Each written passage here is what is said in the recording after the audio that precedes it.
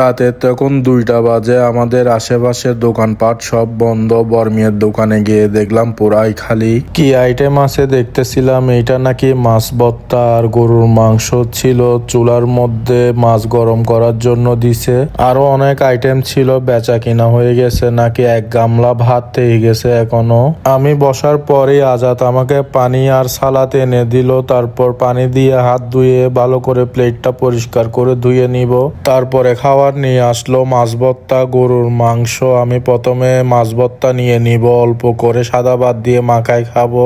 গরুর মাংস নিয়ে নিলাম। গরুর মাংসটা বেশ মজা হয়েছে, ঝুলো মজা হয়েছে, মাখায় মাখায় খাচ্ছিলাম। আমি খাইতেছি আর এগুলো বসে বসে মোবাইল দেখতেছিল।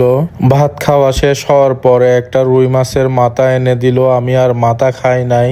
ভালো করে লেবু দিয়ে হাতটা ধুয়ে ফেললাম। বাইরের রাস্তা একদম ফাঁকা, দোকানপাট সব বন্ধ। আজকের ভিডিও এখানে শেষ করতেছি। আল্লাহ হাফেজ, আসসালামু আলাইকুম।